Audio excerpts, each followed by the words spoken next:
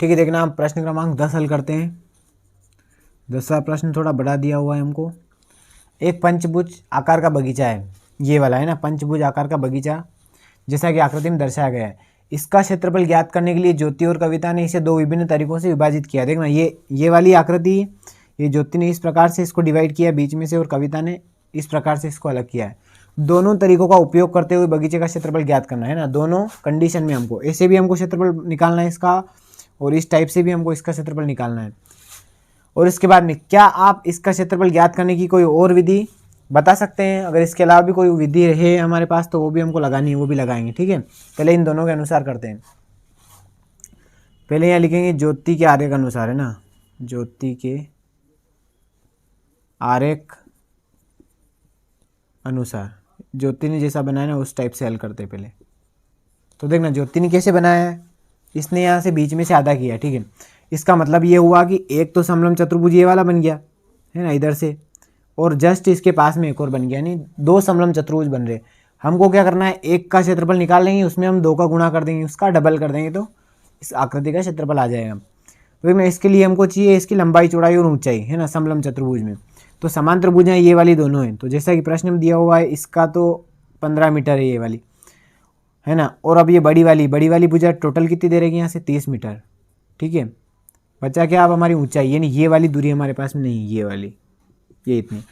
तो देखना टोटल कितनी यहाँ पे, ये जो टोटल इसका ये 15 मीटर, और हमको केवल इतनी सी चाहिए, तो हम 15 का यहाँ पे क्या कर देंगे, आधा कर देंगे। हम यहाँ पे लिखते हैं सबसे पहले समलंब चतुर्भुज का क्षेत्रफल, समलंब चतुर्भुज का क्षेत्रफल। तो हमको पता है समलंब चतुर्भुज का क्षेत्रफल क्या होता है, ये होता है 1/2 a + b गुणा ऊंचाई, है ना, h। तो देखना इसके अनुसार क्या करेंगे, हम रखते हैं इसमें 1/2 a + b, a + b, a क्या है हमारी 15 और b है 30। ठीक है, 15 + 30 और h नहीं हमारे पास में, h को हम क्या करेंगे, देखना टोटल कितना है 30, सॉरी 15 है ना, ये वाली भुजा टोटल 15 है, और इसकी हमको चाहिए इसकी आधी, तो हम इसका कर देंगे यहाँ पे आधा, यानी इसके बटे में लगा देंगे हम 2, और अब इसको कर लेंगे 16 यहाँ से। 1/2, 15 और 30 को जोड़ेंगे कितने हो जाएंगे, 45, गुणा 15 और 2 को जब इसका हल करेंगे तो देखना ये 15 के आधे होते हैं 7.5, इसको कैंसिल भी कर सकते हैं, 2 से 7 बार 2 7 14, बचेगा यहाँ पे 1 में भाग जाएगा नहीं, दशमलव लगाएंगे, इधर लग जाएगा 0 और 2 5 10। ठीक है, इस प्रकार आ जाएंगे यहाँ पे 7.5। अब करना है हमको इसको सोल्व करना है यहाँ से। तो देखना क्या करते हैं हम इसमें, यहाँ पे रहेगा 45, यहाँ पे रहेगा 7.5, और इनमें भाग लगाना है हमको, गुणा करके 2 का भाग लगाना है। ठीक है, इसके लिए सबसे पहले हम 45 में 7.5 का गुणा कर लेते हैं, उसके बाद में जो भी आएगा उसमें 2 का भाग लगा लेंगे। तो देखना, या फिर यहाँ पे ये दशमलव हटाएंगे तो बटे में 0 लग जाएगा एक अंक छोड़ के। और अब इसको सोल्व करते हैं, यहाँ से 5 से इसको कैंसिल करेंगे, 5 से जाएगा 2 बार, और ये 5 से जाएगा 5 एकम 5, और 5 5 25, 15 बार। ठीक है, अब कैंसिल नहीं हो रहा है। ठीक है, 2 गुणा 45, और यहाँ पे भी 15, 45 ऊपर बच रहे और 15 बच रहे, बटे में बच रहे 2 गुणा 2 यानी 4। ठीक है, 2 गुणा 2 ही लिख लेते पहले हम। अब देखना इनका गुणा करके भाग लगाना है। 45 का 15 गुणा करेंगे, 15 5 75 के 5 आएंगे, हासिल के 7, 15 चौक 60, 60 और 7 हो जाएंगे 67, बटे में 2 दूना 4, 4 का भाग लगा देंगे 675 में, जो आ जाएंगे वो हमारे आंसर आ जाएंगे। ठीक है, अब देखना 4 का भाग लगाएंगे, पहले जाएगा एक बार, 4 एकम 4, फिर बचेगा यहाँ से 2, ये हो जाएंगे 27, 4 छंग 24, 25 26 27, यहाँ से बचे 3, और 4 ऑटो 32, 32 के बाद में बचे 3, फिर वापस से ना 33 34 और 35, 3 बचे, 3 के पीछे लग जाएगा 0, यानी हो जाएंगे 4 7 28, और फिर बचेंगे 2, तो ये हो जाए 4 5 20। अभी आया 168.75, देखना 168.75 आया, लेकिन ये हमारा आंसर नहीं है। क्यों नहीं है, क्योंकि इसके अंदर हमको करना पड़ेगा 2 का गुणा। अभी हमने एक समलंब निकाला है, 2 समलंब चतुर्भुज के आकार का क्षेत्रफल है ये, तो इसमें हम गुणा कर देंगे, चूँकि यहाँ लिख देंगे दो समलंब चतुर्भुज, दो समलंब चतुर्भुज का क्षेत्रफल, ठीक है। तो देखना 2 गुणा हो जाएगा 168.75। अब हमको करना क्या है, 2 का गुणा इस पूरे में करके 2 अंक छोड़ के दशमलव लगाना है। 2 पंजे 10, 10 का 0 हासिल का आएगा 1, 2 साते 14 और 14 और 1 15 का 5 हासिल का आएगा 1, फिर 2 8 16, 16 और 1 17 के 7 हासिल का 1, 2 छंग 12 और 1 13 और फिर वापस से 2 एकम 2 और 1 3। ये हो जाएगा 337.50 है ना। 2 अंक छोड़ के यहाँ दशमलव लग रहा था, यहाँ पे भी हमने 2 अंक छोड़ के दशमलव लगा दिया। तो ये तो आ गया ज्योति के अनुसार इसका क्षेत्रफल। मीटर में तो हम इसको लिख देते हैं वर्ग मीटर। और अब हम यहाँ पे सोल्व कर लेंगे कविता के द्वारा जो आकृति बनाई गई उसके अनुसार। यहाँ लिख देंगे हम कविता अनुसार, ठीक है, कविता के आरेख अनुसार। अब देखना इसमें हम नाम देते थे इसको, तो ये हो जाएगा A B C D E, ये हो गया हमारा पंचभुज। और यहाँ से हम एक इसके अंदर लंब खींच देते, इसको नाम दे देंगे यहाँ पे O, ठीक है। इसका क्षेत्रफल निकालना है। तो देखना इसमें क्या करेंगे हम, एक तो निकालेंगे त्रिभुज का क्षेत्रफल। ऊपर जो बना ये बना त्रिभुज, ये वाला ABE तो बन गया हमारे पास में त्रिभुज। और नीचे जो बन रहा है ये वाला, ये बन रहा है वर्ग। तो हमको त्रिभुज का क्षेत्रफल और वर्ग का क्षेत्रफल दोनों निकालना है और दोनों को हमको प्लस करना है। यहाँ लिखेंगे हम त्रिभुज ABE का क्षेत्रफल, ABE का क्षेत्रफल प्लस वर्ग A, वर्ग में B आ रहा है ना, BCDE, वर्ग BCDE का क्षेत्रफल, ठीक है। अगर इन दोनों को हम जोड़ देंगे तो इस पूरी पंचभुज जो है ABCDE का क्षेत्रफल आ जाएगा। यहाँ से क्या करेंगे देखना, त्रिभुज का क्षेत्रफल होता है 1/2 आधार गुणित ऊंचाई। तो हम यहाँ पे देखना ये देखेंगे ABE लिखा हमने, A B और E, बड़ा वाला त्रिभुज जो पूरा बन रहा है। तो इसका हमको चाहिए एक तो आधार और एक चाहिए ऊंचाई। तो देखना आधार ये रही यहाँ पे, आधार कितना दिया हुआ यहाँ पे 15 मीटर, ठीक है। और ऊंचाई कितनी इसकी, तो देखना ऊंचाई ये वाली जो लाइन है बीच वाली, हम देखेंगे यहाँ पे ये पूरी जो है यहाँ से लेके यहाँ तक जो है ये वाली दे रखी है यहाँ पे, ये कितनी है 15 है, ठीक है। यानी ये जो है वो 15 है। तो ये यहाँ तक पूरी इसके बराबर तक 30 है, तो 15 में से 15, 30 में से 15 माइनस हो जाएंगे, यानी इसकी ऊंचाई ये वाली कितनी आएगी, ये भी 15 ही आएगी यहाँ पे, ठीक है। अब हम रख देंगे इसका क्षेत्रफल और बाकी वर्ग तो दे रखा है, वर्ग की एक भुजा है तो भी हम वर्ग का डायरेक्ट भुजा का स्क्वायर करना है। तो ABE का क्षेत्रफल लिखेंगे 1/2 आधार क्या है यहाँ पे BE, ठीक है। और ऊंचाई क्या है OA प्लस, ये तो हो गया त्रिभुज का क्षेत्रफल। अब वर्ग BCDE का क्षेत्रफल, यानी यहाँ पे हम डायरेक्ट लिख सकते हैं भुजा का स्क्वायर, ठीक है। एक ही भुजा का यहाँ पे वर्ग करना रहता है हमको। अब देखना यहाँ पे 1/2 BE यानी 15, OA यानी ये भी 15 प्लस भुजा का स्क्वायर, भुजा भी हमारे पास में 15 ही है, 15 गुणित 15। अब इसको सोल्व करते हैं यहाँ से। देखना 15 का जब 15 में गुणा करेंगे तो ये आएगा 225, है ना। 15 का वर्ग होता है 225/2 प्लस यहाँ पे 15 का वर्ग करेंगे ये भी हो जाएंगे 225। अब इसको सोल्व करना है, ठीक है। यहाँ पे तो 225 ही रहेंगे प्लस इसमें जुड़ जाएंगे 225 का डबल, 225 का 2 में यहाँ पे गुणा होता है, ठीक है। 225 के अगर डबल करे तो आएंगे 450 और बट्टे में क्या है 2। अब 225 में 450 जोड़ेंगे, ठीक है। तो 400 और 200 ये हो जाएंगे 600, 650 और 25, ये टोटल हो रहे हैं हमारे पास में 675। और जब इसमें हम 2 का भाग लगाएंगे, हमने पहले भी लगा रखा 675 में, यहाँ पे 4 का लगाया था ना, यहाँ पे 2 का भाग लगाएंगे, ठीक है। 2 का भाग लगाएंगे, ये जाएगा 2 तिया 6, वापस से 2 तिया 6 बचा 1, तो 2 7 14, फिर 1 बच जाएगा, यहाँ पे 1 बच जाएगा तो दशमलव लग जाएगा, है ना। 1 नहीं आता है तो यहाँ पे लगा देंगे 0 और 2 पंजे 10, ठीक है। अब इसके पीछे हम 0 लगा सकते हैं वैसे ही, तो ये क्या आएगा 337.5 या 50 भी लिख सकते हैं वर्ग मीटर। देखना हाँ, ज्योति के अनुसार भी हमारा आंसर ये आ रहा है 337.50 वर्ग मीटर, और इसके द्वारा भी हमको यही लाना है, वैसे ये आना चाहिए, ठीक है, क्योंकि आकृति वही है, केवल तरीका बदला है। इसके अलावा भी हम एक और विधि से इसका क्षेत्रफल जो है वो निकालेंगे। क्या किया हमने, पहले ज्योति के अनुसार निकाला, तो देखो इसने क्या किया था, यहाँ पे समलंब चतुर्भुज के आकार में इसको कन्वर्ट किया था ये, तो हमने क्या किया, दो बन रहे थे ऐसे एक जैसे, तो इसका निकाला और इसमें डबल कर दिया, यहाँ पे दो का गुणा कर दिया, तो दोनों का आ गया। और इसमें क्या किया, त्रिभुज का निकाला और नीचे वर्ग का निकाला और दोनों को जोड़ दिया, तो इसका भी आ गया, ठीक है। तो इसका स्क्रीनशॉट लेना आप। इसके अलावा इसी प्रश्न की हम तीसरी विधि हल करेंगे, ठीक है, स्क्रीनशॉट ले लीजिएगा। देखना अब हम तीसरी विधि लगाएंगे, हम लिखेंगे यहाँ पे, हाँ हम इसका क्षेत्रफल ज्ञात करने के लिए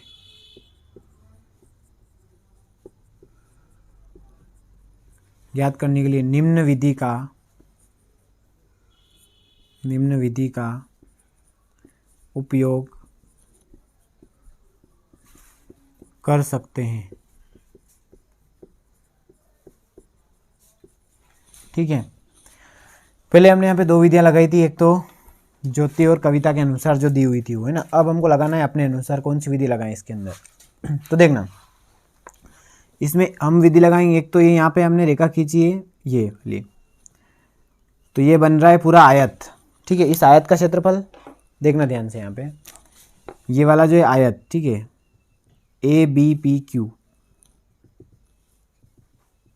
इस आयत में से हम ये जो त्रिभुज बन रहा है, ये वाला त्रिभुज है ना, ये CDP और इधर बन रहा है EDQ, इन दोनों त्रिभुज को अगर हम इस आयत में से माइनस कर दे तो जो पंचभुज है वो बच जाएगा हमारा। हम यहाँ लिखेंगे आयत, या पहले इसका पूरे का लिख सकते हैं ना, पंचभुज का क्षेत्रफल बराबर पंचभुज का क्षेत्रफल बराबर आयत, है ना, पूरा वाला बड़ा जो आयत जिसके अंदर पूरा पंचभुज भी काउंट हो जाएगा, और इसके अलावा ये वाली जो जगह दिख रही है एक्स्ट्रा वाली है ना, ये भी काउंट हो जाएगी। इसको हमको क्या करना है, इसमें से माइनस करना है ना, जो डार्क किया मैंने अभी। तो देखना आयत ABPQ का क्षेत्रफल, आयत ABPQ का क्षेत्रफल, और इसमें से क्या करना पड़ेगा हमको, माइनस करना पड़ेगा। माइनस क्या करना पड़ेगा, ये वाला जो त्रिभुज है, ये दोनों त्रिभुज माइनस करने पड़ेंगे, और हमको पता है कि दोनों त्रिभुज बिल्कुल बराबर बन रहे हैं, तो इसलिए हम यहाँ पे लिखेंगे माइनस 2 गुणा त्रिभुज CPD का क्षेत्रफल। देखना 2 क्यों कर रहे हैं हम इसके अंदर गुणा, पहले पूरा आयत का निकालेंगे और फिर एक त्रिभुज का निकाल के उसमें 2 का गुणा करेंगे, मतलब दोनों त्रिभुज का निकल जाएगा। जब इस पूरी आकृति में ये माइनस हो जाएगा इतना इतना, तो हमारे जो पंचभुज है उसका क्षेत्रफल बच जाएगा, ठीक है। तो यहाँ लगाएंगे आयत का क्षेत्रफल, तो आयत के क्षेत्रफल में हमको चाहिए लंबाई और चौड़ाई। आयत का क्षेत्रफल होता है लंबाई गुना चौड़ाई, तो देखना पूरे की आयत लंबाई और चौड़ाई देखना है। तो लंबाई तो इसकी दे रखी 30 मीटर, ये दे रखी यहाँ पे, पूरे की जो लंबाई है वो है 30 मीटर, और इसकी चौड़ाई कितनी दे रखी है हमको 15 मीटर। तो हम यहाँ लिख लेते 30 गुणा 15, ये तो हो गया यहाँ तक। ABPQ का क्षेत्रफल खत्म, माइनस इसमें से हमको माइनस करना है 2 गुणा, देखना त्रिभुज का क्षेत्रफल क्या होता है, आधार 1/2 आधार गुणा ऊंचाई, तो 1/2 हो गया। अब हमको चाहिए आधार और ऊंचाई। अब देखना है छोटा सा त्रिभुज, देखना यहाँ पे ध्यान देना, ये वाला त्रिभुज, ये वाला जो त्रिभुज है इसकी आधार और ऊंचाई चाहिए हमको। तो देखना ऊंचाई तो यहाँ पे स्पष्ट दे रखी 15 मीटर, बचा क्या आधार, यानी ये इतना, ये कहाँ से लाएंगे हम। तो देखना ये टोटल कितना है 15, और जस्ट इसके बीच में आ रहा है यानी इसका आधा है, तो हम इसको लिखेंगे 15/2, तो ये हो जाएगा इसका आधार, गुणा ऊंचाई, तो ऊंचाई तो दे रखी है हमको 15 मीटर, यहाँ रख देंगे 15। अब इसको हल कर लेते हैं, 30 का गुणा 15 में करेंगे, 15 दिया 45, और 0 लग जाएगा, 450 हो जाएंगे माइनस। अब देखना यहाँ से अगर इसको सोल्व करें तो 2 से 2 ये हो जाएंगे कैंसिल, 15 का गुणा 15 में करेंगे तो हो जाएंगे 225, और 225 में हमको भाग लगाना है 2 का। अब यहाँ देखेंगे 2 का गुणा करेंगे 450 में, तो 450 के हम डबल कर लेते डायरेक्ट, 400 और 400 800, और 50 और 50 100, यानी टोटल हो रही 900। 900 माइनस 225/2। अब देखना 900 में से 225 माइनस भी कर देते हैं, 900 में से 200 जाएंगे बचेंगे 700, और 700 में से 25 जाएंगे बचेंगे 675। 675 में हमको भाग लगा देना है 2 का, ठीक है। अब हमारे आंसर आ जाएंगे। 2 से कैंसिल करेंगे, वही 2 तिया 6, फिर 2 तिया 6, बचेगा 1, 2 साती 14, फिर बचेगा 1, 2 पंजे 10, ये आ गया 337.5। तो यही हमारा क्या था आंसर, जो अभी हमने 2 अलग अलग विधियाँ लगाई थी उसमें भी ये आया था 337.5 वर्ग मीटर। मीटर में तो हम इसको लिखते हैं वर्ग मीटर, ठीक है। ये हमने तीसरी विधि का उपयोग किया, जो बिल्कुल सरल विधि थी और बिल्कुल शॉर्ट में निकल गया है ना, जल्दी भी आ गया इसका आंसर और छोटा भी था। तो समझ में आया होगा आपको, स्क्रीनशॉट ले लेना इसका, ओके ठीक है। तो अब हम प्रश्न क्रमांक 11 हल करते हैं, जो 11.2 का आखिरी प्रश्न है। ये दिया हुआ है, संलग्न पिक्चर फ्रेम के आरेख की बाहरी एवं अंतःविमाएं, देखना बाहरी और अंतःविमाएं दे रखी इसमें क्रमशः 24 सेंटीमीटर और 28 सेंटीमीटर, यानी बाहरी विमा तो ये 24 सेंटीमीटर की और अंदर वाली कितनी है 20 सेंटीमीटर की। यदि फ्रेम के प्रत्येक खंड की चौड़ाई समान है तो प्रत्येक खंड का क्षेत्रफल ज्ञात कीजिए। देखना चौड़ाई मतलब ये वाली चौड़ाई, ये वाली जो चौड़ाई प्रत्येक खंड की, ये चारों तरफ से क्या है समान है, ठीक, ये ध्यान रखना है हमको करना क्या है, ये चारों के दिख रहे हैं हमको, ये दिख रहे हैं समलंब चतुर्भुज की आकृति, ये भी समलंब चतुर्भुज है, ये वाला और ये वाला। अब हमको यहाँ पे ध्यान ये लगाना है कि ये वाला समलंब चतुर्भुज और ये वाला समलंब चतुर्भुज, ये दोनों क्या है समान है, और ये वाले दोनों समान है, और लगभग चौड़ाई तो प्रश्न में दे रखा है इनकी सभी की, चारों की क्या है समान है। हम यहाँ नाम देते हैं इसको A B C D E F G और H, ठीक है। अब हम इसको सोल्व करते हैं, तो यहाँ लिखेंगे हम समलंब चतुर्भुज या फिर आकृति संलग्न आकृति में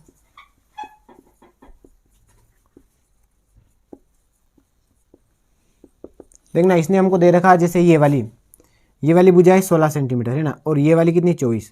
तो जब हम समलंब चतुर्भुज का क्षेत्रफल लगाएंगे तो A प्लस B में हम भुजाओं का मान तो रख देंगे, लेकिन हमारे पास में ये जो चौड़ाई दे रखी इसकी ये नहीं है, तो इसको निकालने के लिए हम क्या करेंगे देखना, तो हम यहाँ देखेंगे ये पूरी कितनी है, पूरी टोटल है 28, ठीक है।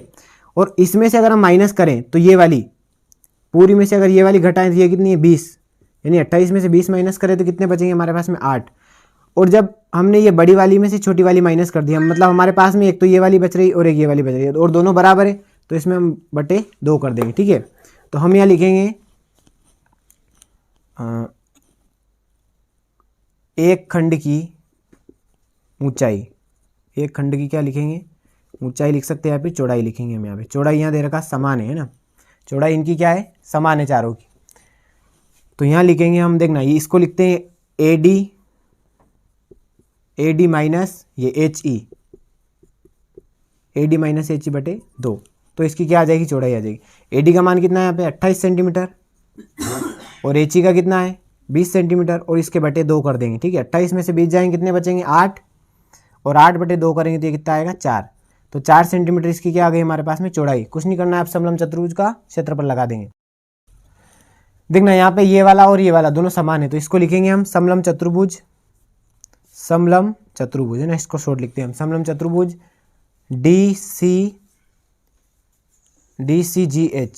DCGH किसके बराबर है समलंब चतुर्भुज इसके ABFE के है ना, ABFE के बराबर है, ठीक है। यानी जो इसका क्षेत्रफल आएगा वही इसका बराबर रहेगा, है ना, ये दोनों बराबर है। अब हम एक का निकाल लेते हैं, तो देखना समलंब चतुर्भुज का क्षेत्रफल क्या होता है, यहाँ लिख लेते हैं हम समलंब चतुर्भुज का क्षेत्रफल। तो देखना समलंब चतुर्भुज का क्षेत्रफल क्या होता है, हमको पता है 1/2 A plus B into H, है ना। ये A प्लस B क्या है समलंब चतुर्भुज की दोनों समांतर भुजाएं, ये वाली और ये वाली, और H यानी इनके बीच की ऊंचाई, जिसको हम ऊंचाई या चौड़ाई कह सकते हैं, और ये दी है हमको 4 सेंटीमीटर निकाली हमने। अब देखना 1/2 A प्लस B की जगह क्या रखेंगे, A इसमें जगह हमारे पास में 24 और B है 16, ठीक है। यहाँ लिखेंगे हम 24 प्लस 16, और H की जगह रखना है हमको 4 का इसमें हो जाएगा गुणा। तो देखना 1/2 24 और 16 जोड़ेंगे कितने हो जाएंगे 8 और 6, 6 और 4 10 का 0 हासिल का 1 2 3 और 1 4, ये गुणा में इसके ना, और गुणा 4। अब देखना 2 से जब कैंसिल करेंगे 4 को तो ये 2 आ जाएंगे यहाँ पे, 2 दूना 4, बचेंगे क्या 40 गुणा 2, 40 गुणा 2 यानी कितना आ गया है 80 वर्ग सेंटीमीटर। तो देखना इसका 80 आया तो इसका भी कितना रहेगा, 80 वर्ग सेंटीमीटर ही रहेगा। अब क्या करेंगे हम, इसका निकाल लेते हैं, ठीक है। समलंब चतुर्भुज DAEH का क्षेत्रफल है ना, इसका निकालेंगे। तो इसका क्षेत्रफल क्या रहेगा, वही 1/2 A + B गुणा H। तो यहाँ पे देखना 1/2 तो 1/2 ही रहेगा। अब A + B, A क्या है हमारे यहाँ पे, A दे रखी है हमको 28, तो A की जगह रखेंगे 28 प्लस B कौन है, ये 20 सेंटीमीटर, यहाँ पे रख दिया हमने 20, और गुणा किसका करना है, गुणा चारों का, जो चारों की चौड़ाई थी वो बराबर ही थी, यानी 4 सेंटीमीटर ही आएगा।